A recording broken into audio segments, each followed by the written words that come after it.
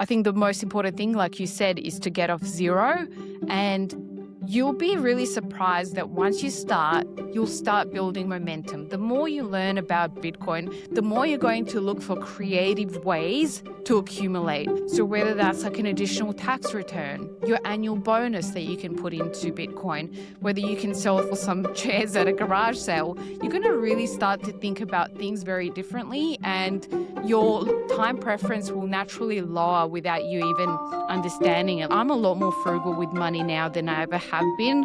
I'm also a lot more concerned about money than I ever have been, because for the first time in my adult life, my money actually is worth something. It means something. The problem with fiat is it breeds kind of nihilism and short-term thinking, because you think, well, it almost feels like money you won at a casino. Easy comes, easy goes. With Bitcoin, you'll feel very, very different. So just believe in yourself that you will create momentum once you start. And that's my main takeaway. Welcome back to Stack and Strength, everyone. Today we have Anja from Honest Money Show joining us to have a high signal conversation. Thank you, Anja, for joining us.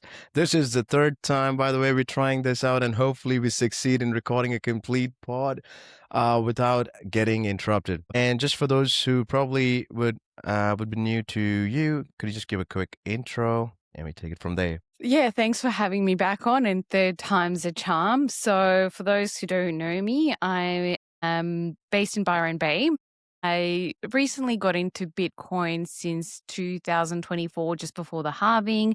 So I still very much consider myself very, very fresh. This is my first bear market. And yeah, like I just fell in love with Bitcoin and the community as well. That's probably my favorite part. And yeah, the rest is history. And I work in Bitcoin. I started my own small business in Bitcoin, and I'm definitely going to be doing this for the rest of my life. I have found my calling. Wow, interesting. I did not know that. I know you have a channel, Honest Money Show. So guys, go to YouTube, follow her on Twitter. I will leave the links in the bio at the end in the description. But what is the business about? So the business is the podcast. So I've just recently nice. started monetizing it. And when I launched, I had no idea that it was going to turn into this. It was just going to be like a side hobby. I just thought, you know, there's an opportunity for a female-led podcast in Australia. And I just kind of jumped at it because I love talking about it. Also wanted to very selfishly just use my podcast as a way to learn and to speak with great people. So yeah, to my surprise, it ended up being something that was like, oh wait, I can actually start making money from this. It's still very early days. I'm not making money to, you know, sustain myself by any means, but you know, I'm pretty sure like I've got like $50 USD on from YouTube so far. They don't pay you out. Yeah, they don't pay you out until you've reached $100. Because I think just cash flow for them would just not make sense. So what happens, you just roll over to the next month. So I'll get to $100 eventually, and then I can use that to reinvest in some paid social media or something like that. I don't know. Yeah. So that is awesome. That is awesome. That's a wonderful start. Congratulations. Thank you. You mentioned it's your first bear market, so yeah, congratulations for that too. And don't you wish that you would be stacking a lot of fiat currency right this time to actually take advantage of this dip? Yeah, I do wish that. I've reached terminal Bitcoin at the moment, which is a term coined by Australian Bitcoiner Peter Dunworth. And yeah, it's like I really need to go back to earning an income so that I can continue stacking sats, because yeah, this is a great opportunity to buy at the moment. And, you know, I've had really good guidance throughout my journey. So I was expecting this. I'm not emotional about it, but I still have had people reach out to me saying, how you going, Anja? How's your first bear market going? I'm like, I'm fine. I'm coping through memes and humor at the moment. So yeah, I just really want to start stacking again, because this is where the money's made. Yeah, 100%. This bear markets is where the money is made, guys, right? It may feel doom and despair. The fear and greed index today, I saw it was at 11. That is exactly when you want to pounce on the market. And what about asset for us? It's Bitcoin. But if you invest in any other kind of things, and we don't recommend that, but if you do, that's exactly when you want to do. You don't want to be selling your assets when the fear and greed index is at 11. Because that's exactly they want you to do, right? That's exactly the big boys want you to do, because they want your assets. at cheap prices. Instead, you want to accumulate that little bit and add on to your stack. That's what we're trying to do, and we want to educate you on the same. So I had people coming to me at 180,000 Australian dollar when they wanted to purchase Bitcoin, and then when it dropped to 130, 125, 120, and today it's below 100, nobody wants to talk about it, right? And we have all kinds of terminally ill people who are spreading the FUD that Jeffrey Epstein is Satoshi. I mean, you can't make up shit like this. Like, this is the most ridiculous thing I have come across. I mean, every cycle we have FUD. We have all kinds of FUD, right? We started from Mount Gox, then we have the China is banning Bitcoin mining, so Bitcoin's gonna fail. Then we have Sam Bankman-Fried, then Terra Luna's collapsing, then oh yes, Bitcoin's going to zero. Yes, but this is some next level thing. So obviously they cannot beat you on technical grounds, so they want to smear you with as much dirt as possible. So build a guilt conscious in people that, oh my god, the money that you're going to buy, that's involved in Tainted. criminal activities with it's Satan, like satanic worship or pedophilia, whatever. But guys, just to break your bubble, if you're listening to this, Jeffrey Epstein is not Satoshi. Whatever you would see across the social media, that's all fabricated stuff, and there are tools to prove that it's fabricated. You can do your research, you can do your due diligence. It's an open source code, so there is no backdoor as such. It's open for everyone to go and verify. Thousands and thousands and thousands of cryptographers have done that in the past, and they have come. That is why it is a distributed, permissionless, neutral money network. But to each and every one of you, we have done our due diligence, our readings, our learnings, and we're continuing to learn along the journey. But one thing we don't stop is stacking sats. So we stack sats regularly. We dollar cost average through the apps and exchanges that we have, but we also do massive buys when the right time comes in, like when the massive dips, like for example right now. But we're not advising anything. What I'm saying is that is when you want to do like a bulk buy, or it can even go lower. It can probably go to 50K US, could go 40K US. Does that make any difference? Does that fundamentally change anything? No. The fundamentals are still the same. But coming back to Anja, there are very few women in the space, and you started that from here, from Australia. There's you yourself and a few other ladies who run the podcast. How is the women in Bitcoin aspect going for you? Would you Yeah, I would advise? definitely say it's starting to really thrive and flourish. So just last month, I organized a Women in Bitcoin Byron Bay meetup, and we had 14 women show up, and that's quite amazing for a small regional town to get those numbers in. And, I think seeing more women come together, they attract more women. So it's kind of like network effects are really starting to take off, and the group is growing steadily. And there's a lady in Perth as well who started her own women's group. There's one in Sydney that's been started by Elle. And so we have kind of all of these sub-communities doing their own thing and kind of joining the bigger Women in Bitcoin group on Signal and Telegram that we have. So yeah, it's really taking off. I think last Bush Bash that was at Parks, we probably saw more women join than there have ever been, and more families as well. And that's just what really feels so nice to see those families come together and us have a barbecue and play football. And there was a guy with a pizza oven. Like, it's just really amazing to see, families learning about money together. That is awesome. That is awesome. Such a such a beautiful time to be alive. Getting and also in the other meetups, I'm not sure if you go to any other meetups. I myself have to do it sometime this year, but I have a little baby, so a lot of things of going out and stuff gets on the sidelines a bit, and that's okay. We are loving this journey. But I do intend to go to this Bitcoin dev meetups that's happens in Melbourne, although I'm not that technical of a person, but I would want to learn and understand from these guys who obviously understand it from a very different level than what we can talk from, right? And I think it happens in Melbourne City and Fox Hotel somewhere there. I saw it in Club Orange app. Yeah, that is interesting. Now, when you go to these meetups, are these women all in the space already, or do we have newbies as such? And if there are newbies, what concerns do you get, or not concerns as such, but what questions do they have for you? Yeah, we do have some, like, women that have been in Bitcoin for quite a while, whether through their own journey or through their partner. So, yeah, like, it's interesting to see the different perspectives. For a lot of women who have been in it solo are very happy to have someone else to talk to Bitcoin about, because it can be a very, like, lonely journey, especially when your family is kind of mocking you during Christmas and Easter for, having certain convictions that they do not understand. And then women who have gotten into Bitcoin through their partners, I think the benefit they get is just having someone else to talk to about with Bitcoin other than their partner. And I think that goes both ways. It's just really lovely to kind of hear a different perspective on Bitcoin.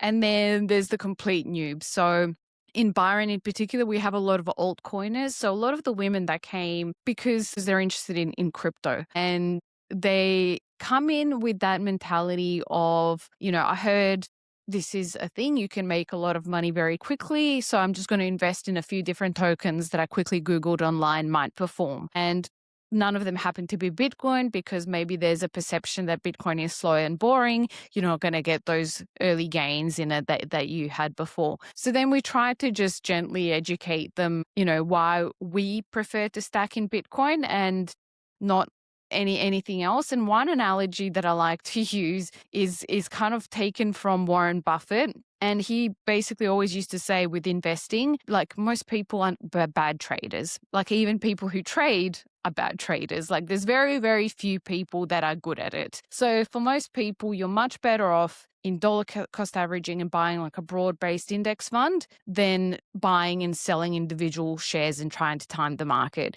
And you're more likely to accumulate more money in the long term if you just do the slow and steady thing.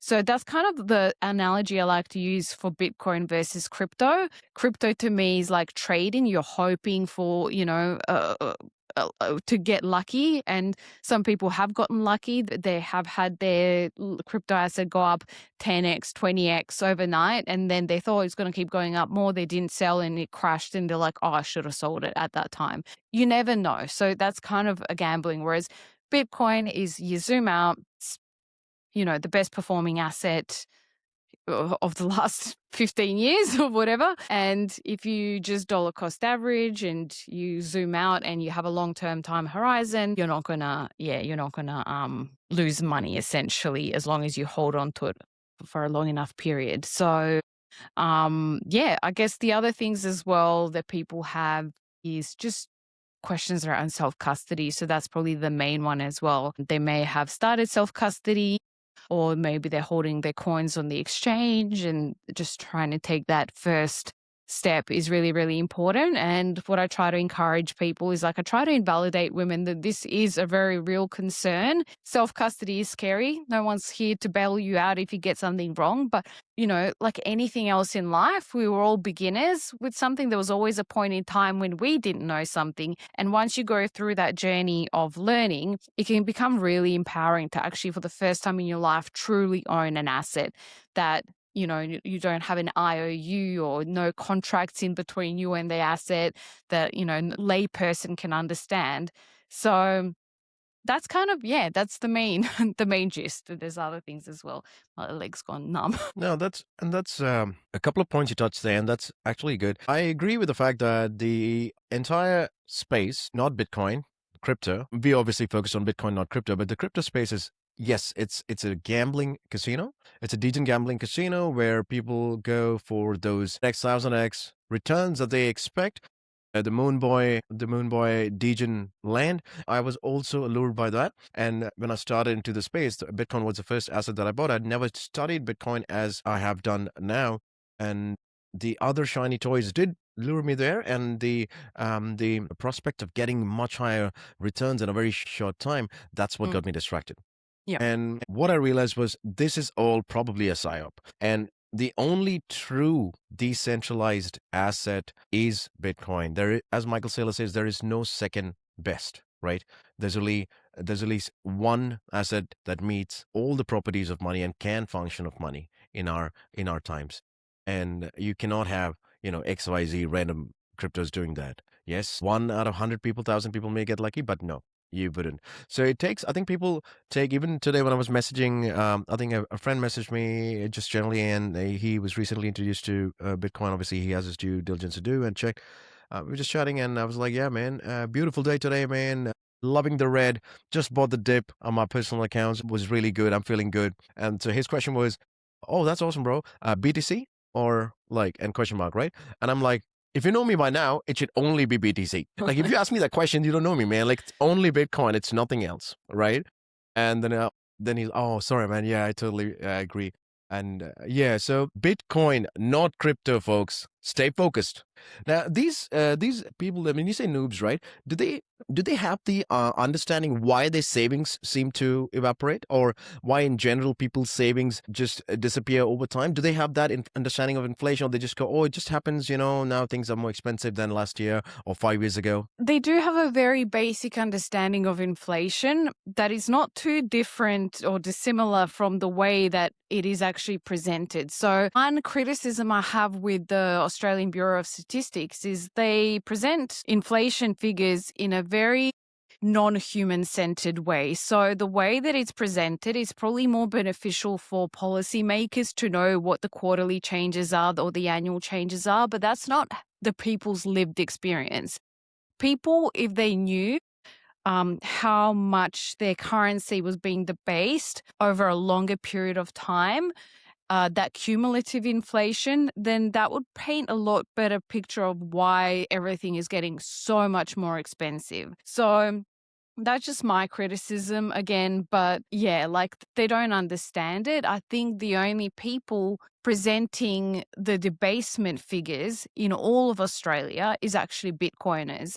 And even if you look at, none of us obviously like CPI as a true measure of inflation, but even if you look at that data alone and you put it over a longer period of time, it doesn't look favorable. But we know, you and I know, that those figures are much worse than they're presented because, yeah, like I just don't buy into that theory that there's no correlation between money supply and inflation. I think that's just been, I don't buy into it. Yeah, 100%. I agree to that. I think CPI numbers are just doctored, and they do not show us the true story. The numbers that they show is nowhere close to what exactly the inflation we are actually going through. The value of the money that's getting debased or losing its value in a year, it's not what they show in those reports. Mr.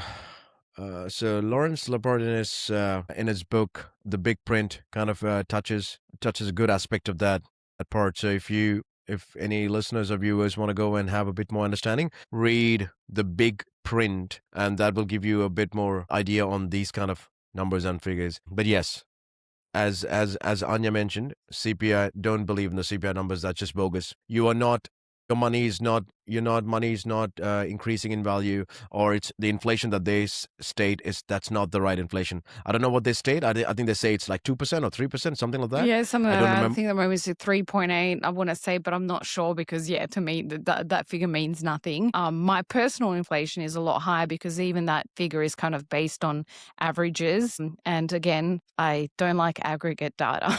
Too much of Right, an individualist. I think, and I could be wrong, please don't quote me on the numbers, but I think we lose around 7 to 8% of purchasing power, right? I think that would be more accurate to say. At least that's kind of what I believe in because I like tracking the increase in money supply to measure inflation. And I understand that people will defend it, and to an extent they are right. It is dependent on the methodology used. So there's all these like caveats why we get the 2%.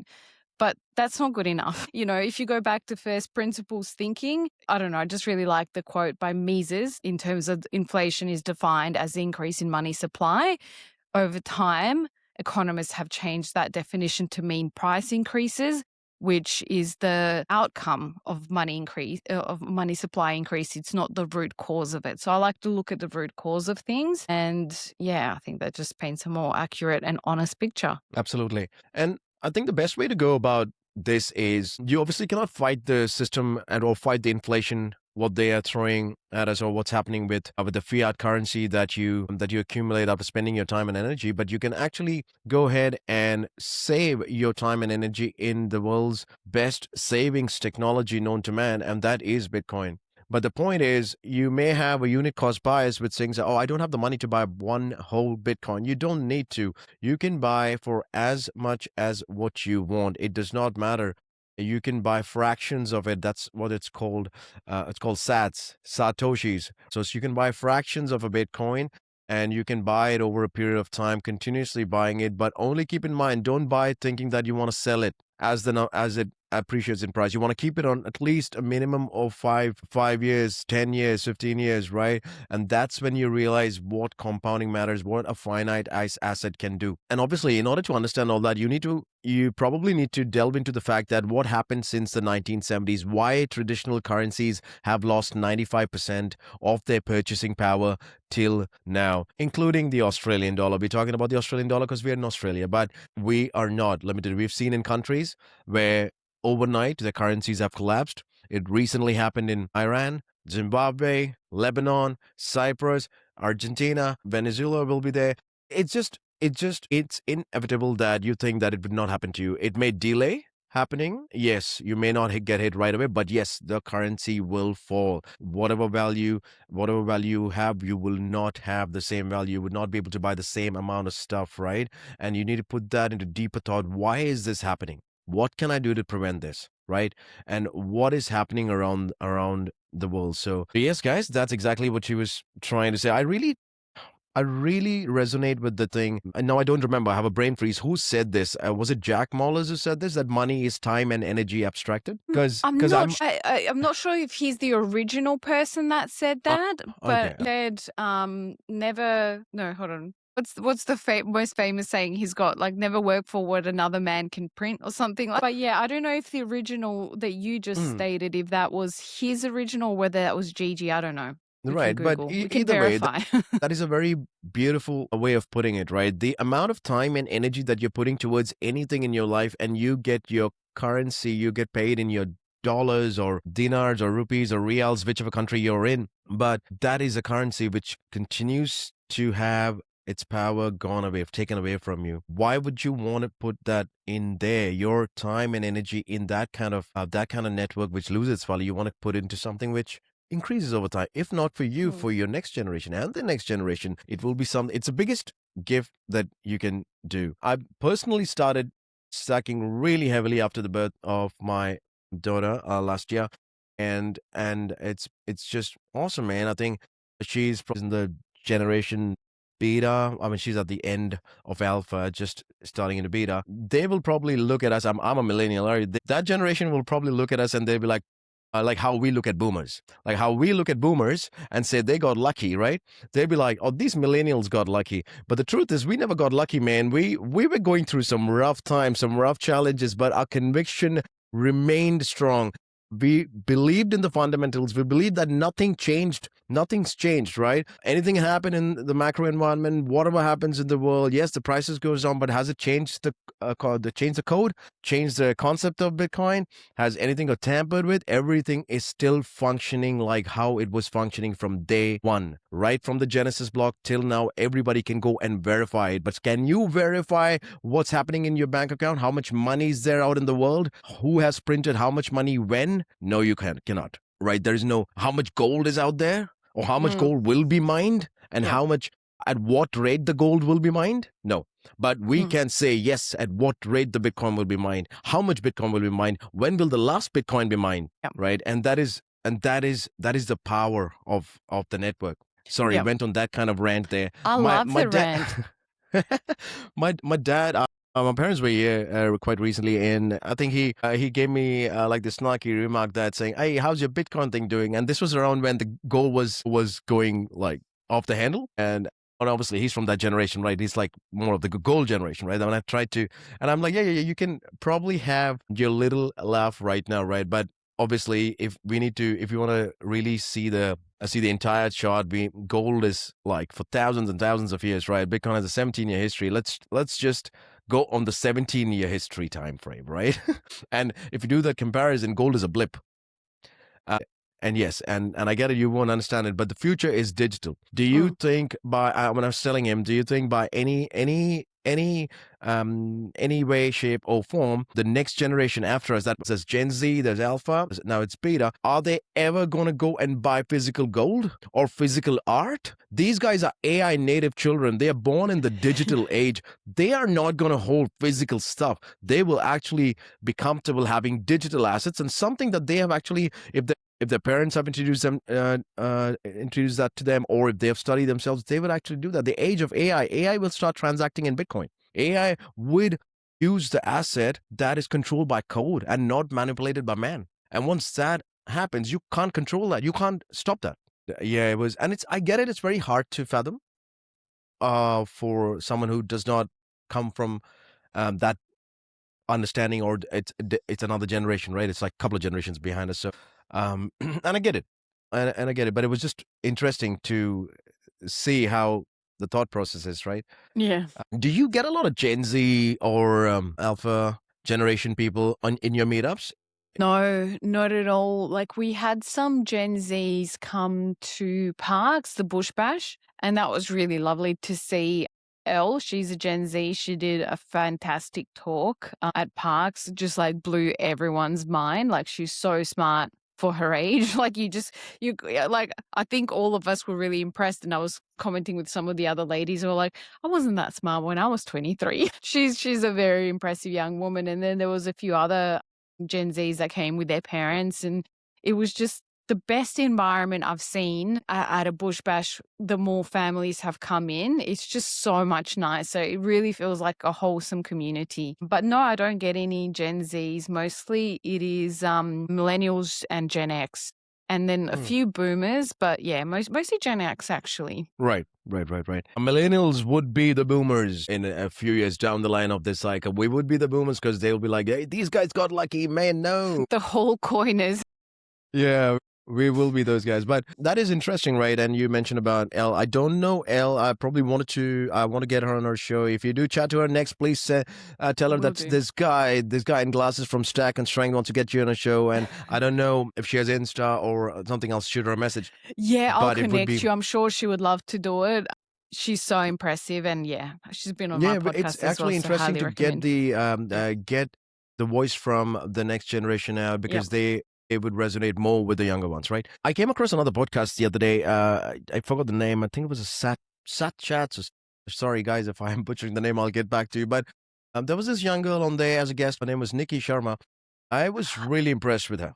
She's in Melbourne. She's in Melbourne. Yes, interesting. She was only, and the limited time that I heard that, it was very difficult to fathom that she was only 19 years old. She was less, like half my age, and the amount of knowledge that she had is what we are having like today. But it took us so long to get here, right? She is so ahead of the curve is what I'm thinking, because she's 19 and she's thinking like, and obviously, God bless her parents. Her parents are the one who's introduced her to this. Yeah. And that is just amazing what they did, because now she obviously has gone down the rabbit hole. She's read the books and listened to podcasts, done a due diligence, talking like someone who really knows what she's talking about. And it is impressive for a 19-year-old, right? Good. It's good when you get young people of that who actually understand like what we're talking about. It's not magic internet money. Yeah. It is. Yeah. Yeah, I don't know if you saw her podcast or her on another podcast, but her podcast is called the Orange Peel podcast. Orange Peel. Yeah, like she interviews her dad, and I think she's had Jeff Booth on as well. Nice. She's really, really lovely, super smart, and also a very kind person. And she's so like into AI and Bitcoin. She uses AI to build wealth and then Bitcoin to preserve it. So to have a 19-year-old, like you said, think, that far ahead and prepare for the world that's coming, I think, like survival skills at its peak. Absolutely. And it's just astounding, because the information that was coming out from her was obviously not something that you can get just like that. It's someone who really understands the protocol deeply, and to speak with that kind of conviction. And as I said, kudos to her parents who did that, right? It would be really amazing to have them as well. Maybe I should do the ladies in Bitcoin for Australia on the Stack and Strength channel, and then get you on the fitness bandwagon to get you. And that is what I do in this space, right? Get people from the because I find a lot of parallels in fitness and in Bitcoin. Yep. basically proof of work. Both require proof of work, right? Immense proof of work. You cannot have a specific physique or whatever, a body or health wise you dream of just by sitting in your chair or just eating chips all day. You got to Yep. work for it. And that's what Yeah. Bitcoin does, right? Bitcoin works in proof of work, a long-term mindset, Yep. no instant gratification, no shortcuts. And that is why I started this channel. And that's why it's called Stack and Strength. So stacking sats and strength means strength angle. Let's Maybe I do it. should do Let's that. do a Maybe challenge. Totally. I'm down for it. Because last year, uh, I was a bit naughty since Christmas. I've just kind of fallen off the fitness wagon. I just do some workouts at home. But last year I was very disciplined in going to the gym. And Andrew actually put together like some workouts for me. And they were yeah. really good, like 4 times a week, 45 minutes. I was really getting results, like really, really good results very quickly by not doing that much. So I just, like, let's do it. Let's stack sats and strength. Done. Let's do that. And we should do that. We'll start off, put on this challenge, and we do on a set time frame for a set number of days, and hold each other. I mean, I'm training every day, so but I will hold you guys accountable if you don't do it. Yeah, and I'll leave it to you, Anja. You can probably get these lovely ladies on the show. We can have like a big show with all you guys, days, or maybe we can just talk to them and them telling us how the Gen Z generation is treating this, Yeah, their response, right? that would Which be a is great show. that would be amazing. Anja, you're in Australia, and I think I heard in one of your podcasts with Adam Hudson. So you originally from Croatia? Born in Croatia, Yeah. mostly Serbian, 75% Serbian, 25% Croatian, and then moved to Serbia just before the war in the 90s, and then moved to Australia after the war in the 90s. And yeah, been here ever since. And I went back to live in Belgrade when I was 25 for a few years. And yeah, like I do love the country. I do love the culture. And I was reminded of the strength and resilience of the Serbian people, especially during COVID. Like, we are ungovernable. Yeah. Smoking is still allowed everywhere in Serbia because there's just like a law that's never going to be able to pass. Like, if the public says no to something, it's not going to happen. I was actually speaking to British Hoddle recently. He said offline that he really likes Belgrade because he can just go there and have a cigar and no one's going to bother him in a restaurant. All right. So, you can have it at a restaurant. It's that open, is it? Yep. There's a non-smoker section, and the smoker section is usually bigger. Wow. Yeah. Wow. So, I would assume it's that cold over there. I think it has very distinct 4 seasons, like most places in Europe. The winters are cold and snowy. Autumns have falling beautiful leaves. Spring, lots of flowers, and then summer's hot, like anywhere. It does get like even 30 degrees in Belgrade is really, really hot because of all the concrete. Gotcha. Right. Oh, interesting. So when you're there, do you feel there is a difference in terms of the monetary regime being shifted, or people are losing their hard-earned currency over time? Yeah. How bad is it over there? Yeah, so there's a few memories I have, and most of them were like as a child or a young adult when I didn't really have that much of an interest in money. I only started caring about money probably in my like late 20s. So my first memory was in Yugoslavia during the hyperinflation. That was, so having experienced that and seeing how currency is just completely unstable. It's backed by nothing but trust. I can access my money in my bank account as long as everyone else doesn't try to access it at the same time, because of fractional reserve banking. It's just, like, to me, it's not a good enough reason. To me, Bitcoin is a lot safer because I actually own it. I can access it at any time, and it's there for me. It's not like lent out into oblivion. So the first memory was the hyperinflation, and we actually used the German currency as a store of value. And then when we had to go spend money in stores that were pretty much empty, hyperinflation, then we had to exchange the German currency, which was the store of value, for our shitty local currency and go buy some bread for millions and millions of dinars. So that was my first memory of money, which is kind of obvious why I became a Bitcoiner. And then the more recent experience was in my 20s. And even though I had no idea what central banking was, I had no idea about inflation, I had no idea about fractional reserve banking or quantitative easing or any of that. They knew that the quality of living is substandard. The currency was weak, and that was obviously felt a lot because they used the Australian dollar as, again, the store of value and would exchange it to the Serbian dinars when I needed to spend money or I held euros. But yeah, I never took an interest in money much back then. All I just know that I felt viscerally the difference between a stronger currency and a weaker currency. Yeah, fair enough. Pretty much what happens or will happen across everywhere. Hopefully sooner rather than later, people realize that and start working towards it. I believe the best way is that everyone, or at least people, instead of just listening about it and dismissing it, the the best that they can do for themselves and their family is to get off zero. Like anything is better than nothing, right? You cannot be winning the race if you're not in the race. So getting off zero, and you can do that by whatever amount you want to do, as we mentioned earlier.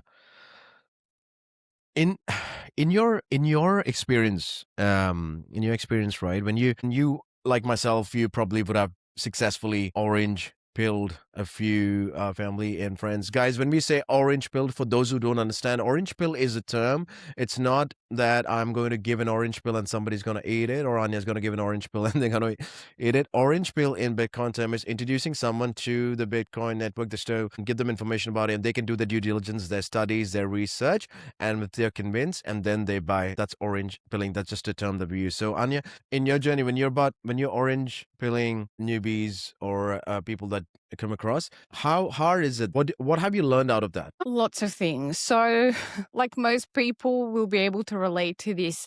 When you first start getting to Bitcoin and you start going to orange pill people, I was warned that I would go through an overzealous phase. And that's exactly what I went through. So I came in quite hard with like my family and friends, like, this is the best thing. You guys need to learn about it. Which, yeah, it can just be like, whoa, back up. Like, this is like your hobby from yesterday. So, yeah, you kind of make a few of those rookie mistakes in coming in too hot and not meeting people where they're at. And then now it's a lot easier because now I probably know how to customize that conversation for the person based on their values. And what I think works, what I've personally noticed works quite well for a lot of people is, one, teaching them about the current monetary system, like the fiat system, and having a deeper dive into that. That in itself is empowering, even if they don't get into Bitcoin. It's just such an important thing to understand because we're all living in it and we're all affected by this. So having a deeper understanding of monetary policy is really, really important, even if you're never going to get into Bitcoin. And I also personally like two more things: monetary history and why some people have naturally selected some forms of money over others, and how, people essentially want the most saleable form of money to be the form of money, and then, introducing them to saleability. And then the final one, again, is probably maybe it doesn't appeal to as many people as it does to me, but because I love talking about it so much, I think it does tend to orange pill people because I'm speaking of it so passionately, and that is the cypherpunk movement. So why it exists in the first place, what else have they brought into this world, tools that we use every day that we don't even have an appreciation for. So just like to talk about like internet and email and like encryption in general, and why that's important, how that's brought about some freedoms, of being able to have encrypted email as an individual, technology that was previously only available to the US government. So it's just really important for people to understand that there is this small cohort of people who essentially do things very quietly in the background. You're never going to have them protesting, you're never going to have them talking very loudly about the things they believe in. They'll just be sitting in the back building code to essentially free humanity from, surveillance, capitalism, and manipulation through money. So that's powerful to me. Beautiful. Well said. I personally also believe that it is not that easy to orange pill people, and there is no point orange pilling people in a way that they may seem that, oh, you're kind of a salesman for something. People don't understand that even if you buy whatever amount of BTC or whatever sats of BTC, it's not going to do anything to my stack, because we are not that major whales. We just accumulating enough, right? Your little buy won't make a dent anywhere. So it's more like they can only come to the protocol once they start understanding. They read about it, they listen to it, and they actually make that sense in their head and actually break down systems. They need to understand what money is in order to get orange pill. I do, and that is why we work on these channels, right? And this was why one of my reasons is because there was so much, like, even in the fitness industry, right? There's so much toxicity and lack of right information, right coaching, a lot of misinformation, and all these AI videos and people showing stuff which is not really true. And I've been doing this for like a decade and a half, more than that. And it's just, and when I started talking to people about inflation and Bitcoin and stuff like that, they had no clue whatsoever. And I'm talking about 9 out of 10 people would be like, oh, I've heard about it, but I'm not really sure. And the 10th person is me. So it was, and that is the reason why I started the whole channel. Anja, in your opinion, what is, and it differs for everyone, but just in your opinion, what is an amount that everyone should work towards in terms of accumulating BTC? And guys, in Bitcoin, there's this thing, right? You cannot have enough Bitcoin or enough sats ever. You always want to have more sats, but this is just a question to understand. Anja, what do you think that at least what everyone should aim towards achieving? Yeah. In Australia, I would say right now, if you are a millennial, you've got a full-time job, and you've got some disposable income on the side, I guess, yeah, disposable income, I'd be aiming for a whole coin, especially now where it's 60,000 or whatever we're at USD. So I would be, and it might take a few years to get there, but there's so many great calculators online where you can see, if I put aside $500 per month, assuming a 30% compound annual growth rate, how many years. You also input inflation. You can see how long it's going to take you to reach that goal and what that amount will be, 5 years, 10 years from now. So I just think, I would strongly encourage anyone to aim for a whole coin. But even if that's out of reach for a lot of people, because I do understand we have a cost of living crisis, it might be easier if you're coupled up and you both can put aside some income. It might be a lot easier to get to a whole Bitcoin. But even 0.1 is a great target to have. And if you're in your 20s, you're just starting out, 0.01 of a Bitcoin, still a great target. And I wouldn't even, the other thing I want to caution is don't become fixated so much on reaching what might seem like an unattainable goal. Like, I understand people who say, here, a whole Bitcoin, to might bring up your defenses. You think, oh, well, I can't reach that because, my rent is really high. It's going to go up. Petrol's going up, everything's going up. I understand that. But I think the most important thing, like you said, is to get off zero. And you'll be really surprised that once you start, you'll start building momentum. The more you learn about Bitcoin, the more you're going to look for creative ways to accumulate. So whether that's like an additional tax return, your annual bonus that you can put into Bitcoin, whether you can sell some chairs at a garage sale, you're going to really start to think about things very differently, and your time preference will naturally lower without you even understanding it. Like, I'm a lot more frugal with money now than I ever have been. I'm also a lot more concerned about money than I ever have been, because for the first time in my adult life, my money actually is worth something. It means something. The problem with fiat is it breeds kind of nihilism and short-term thinking, because you think, well, it almost feels like money you won at a casino. Easy comes, easy goes. With Bitcoin, you'll feel very, very different. So just believe in yourself that you will create momentum once you start. And that's my main takeaway. Yeah, excellent. Thanks for that. That's actually spot on. Guys, do not keep a figure and you think about a figure and say that, oh, that probably is unattainable. Work towards the smaller numbers. You start at 0.01, 0.001, 0.1, 0.2, and so on and so forth. What you need to understand is it's not you should not stop thinking about it in comparison to the currency in terms of how much that 0.1 was going to cost or how much that 0.01 is going to cost. Think like 0.1 Bitcoin will always be 0.1 Bitcoin, and it is meant to go. The dollar value will fall against Bitcoin. If for instance, if my house that I had purchased a few years back, it would have costed around 70 BTC, right? When I purchased it.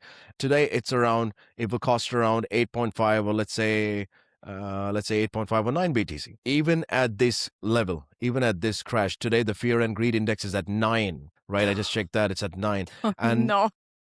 yeah, and what's going to happen is down the years, you're the same house, the median average, the average house would cost around 1 BTC, and then 0.1 BTC. Few years, 10 years down the line, 0.01. So do not think of the dollars. Think about how many sats you can accumulate. Right, there are 100 million sats or satoshis in one Bitcoin. So work towards increasing your sat stack. Stop thinking in your dollar terms or in your local currency terms, and that would make a much bigger difference in your head. Everything you'll start thinking that way, like, oh, how many sats can I get for this dollar? How many sats do I even need this? Or I don't need this extra subscription. I don't need this takeout food. I don't need this unnecessary stuff that I'm about to purchase. I'll rather stack sats.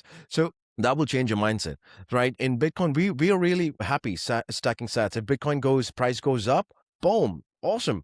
If it goes down, boom, even happier, because we can get sats even cheaper. So what that means is, because it's a finite asset, nobody can have enough Bitcoin. There are 60 million millionaires in the world. There's only going to be 21 million Bitcoin. Not every millionaire, if they wanted one whole coin, one Bitcoin, they'll be able to get that. They will never be able to get that.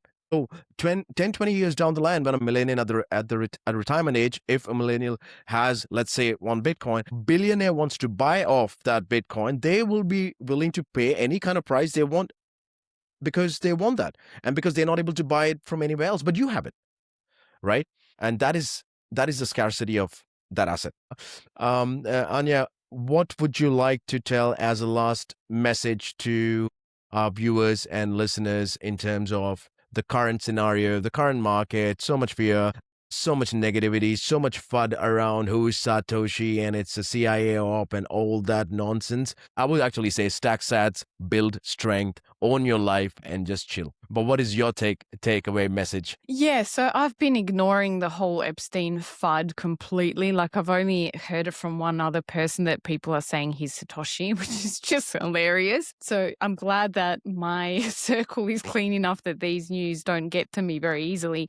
But I would definitely say build momentum. That to me is something that I've seen in my personal story as well. Like, what seems unachievable at the start of your journey is going to look a lot more achievable the deeper you go in. Yeah, stack sats and stay humble is another big one. And the with the current market, this is my first bear market. And I'm very lucky. Like, I don't have any fear at the moment. I completely feel indifferent to the situation. That's due to two things. The first one being is I expected this. So it's like I'm not surprised that we are, headed towards a bear market. I knew that was a very real possibility. And the second thing is I actually have really good people around me. So people who've been in Bitcoin for a lot longer than I have, who've been through a few cycles, and it's kind of having like an emotional support buddy in a sense. Like, remember in primary school and high school, they would pair you with a mentor or like an older kid to kind of show you the ropes. So if you can, go to your local meetup. A lot of places around Australia have Bitcoiners that have been in, through a number of bear markets. And sometimes it just helps having a conversation with them as well.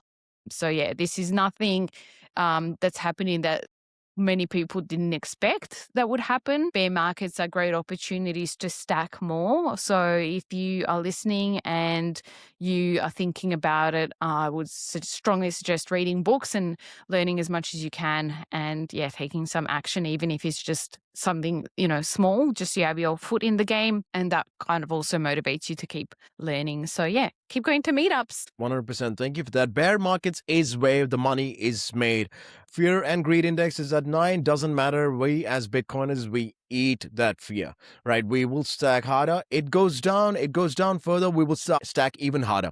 So don't let that out your judgment as such. As Anja said, stack sats, stay humble. I will add on to it. Build strength, train, be fit, because health is wealth, and then own your life. Once again, I'm your host, John, and this was Anja from the Honest Money Show. And thank you, Anja, once again for taking your time out. We were able to successfully complete this one, and I'm looking forward to the next one where I could get all of you lovely ladies from the millennials and the Gen Z generation, and we could have a good rapid fire with each other. That's going to be discussion. awesome. Thanks so much, John. Thank you, Anja.